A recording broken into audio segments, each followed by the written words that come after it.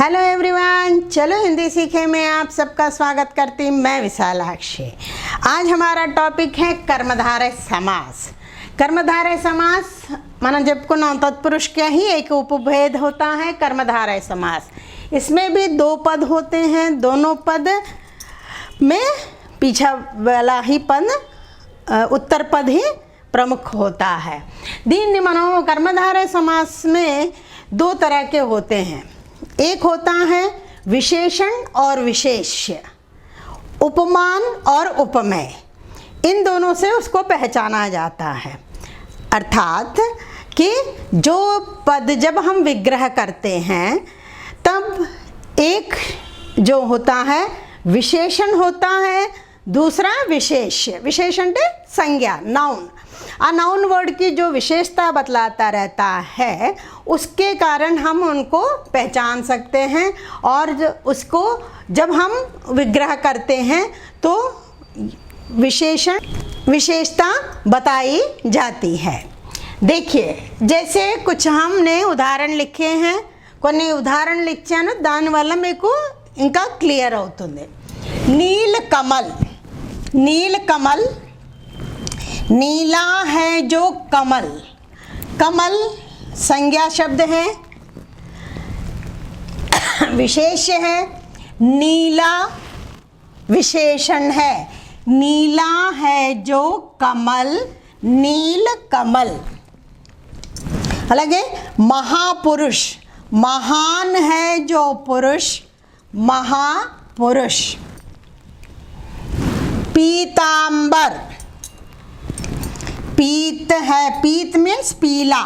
पीत का मतलब क्या हुआ? पीला, येलो। अंबर, अंबर का मतलब क्या होता है? कपड़ा, क्लोथ, बट्टा, वस्त्रम। तो पసుపు वाला वस्त्रम, पीला ये एडजेक्टिव है, वो भी विशेषण है। पीला है जो अंबर, अंबर आकाश को भी कहते हैं। अनेकार्थक में हम अंबर को, यहाँ अंबर का अर्थ हुआ कपड़ा। प्रधानाचार्य, प्रधान है जो आचार्य, प्रधानाचार्य।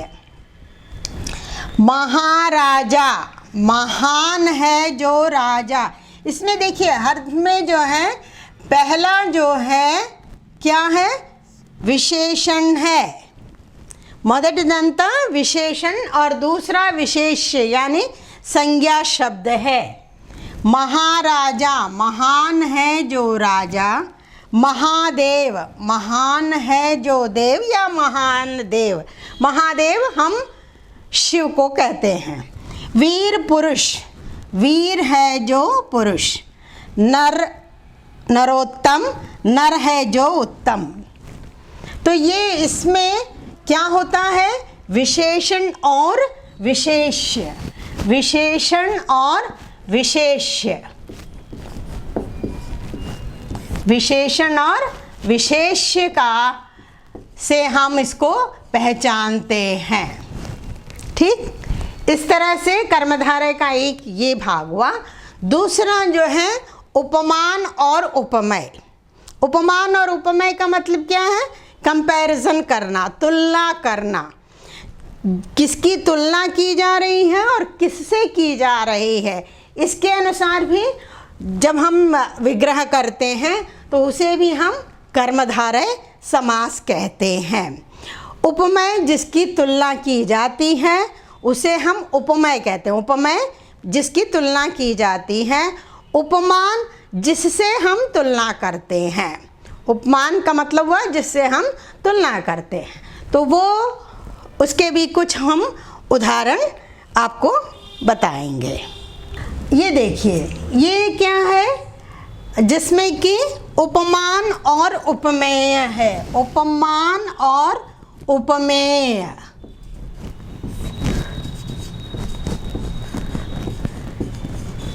అంటే जहाँ कंपैरिजन का, जहाँ तुलना की जाती है, उपमा दी जाती है यानी तुलना की जाती है। चंद्रमुख, चंद्रमा के समान मुख। तो जिस वस्तु की जा रही है यहाँ पर तुलना, मुख की तुलना की जा रही है।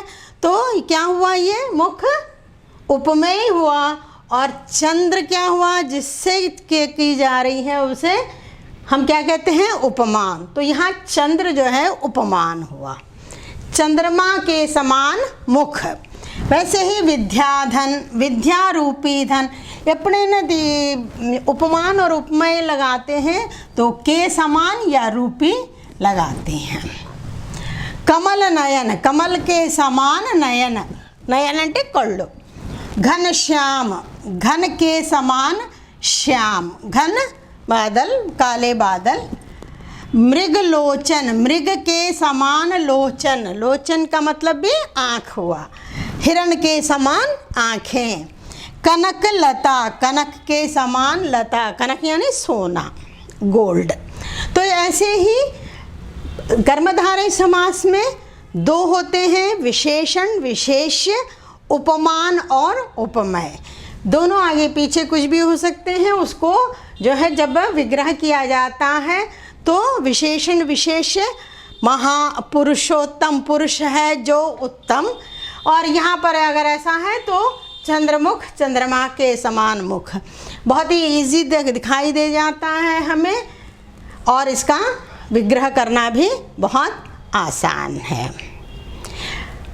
इसी तरह से कर्मधारय की तरह ही तत्पुरुष में और एक उपभेद होता है। टॉपिक है द्विगु समास। द्विगु समास, द्विगु समास बहुत ही इजी होता है पहचानने में। इसमें पहला पद संख्यावाचक होता है, సంఖ్యలు ఉంటాయి అన్నమాట। మొదటి పదం ఎప్పుడు కూడా संख्या, 1 2 3 నుంచి ఎన్నైనా ఉండొచ్చు।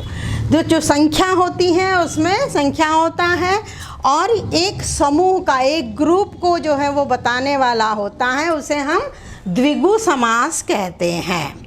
तो फॉर एग्जाम्पल के लिए चौराहा, तो चौराहा, चौ मीन्स चार, चार राहों का समूह चौराहा। नवग्रह, 9 ग्रहों का समाहार, 9 ग्रहों का समाहार।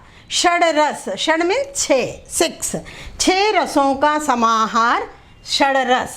सतसई, 700 दोहों का समाहार। ठीक है। वैसे सप्तऋषि, सप्तऋषि हुआ 7 ऋषियों का समूह। त्रिनेत्र, 3 नेत्र। पंजाब, 5 आबों का समूह। वैसे दोपहर, 2 पहरों का समूह। पंचवटी, 5 वटों का। तो जो भी होगा पहला पद उसमें संख्यावाचक होगा, और एक समूह को जो वो है, एक ग्रुप को वो बताने वाला होगा, उसे हम द्विगु समास कहते हैं। आज के लिए बस इतना ही। अगर आपको मेरे वीडियोस पसंद आते हैं, शेयर कीजिए, लाइक कीजिए और सब्सक्राइब कीजिए। धन्यवाद।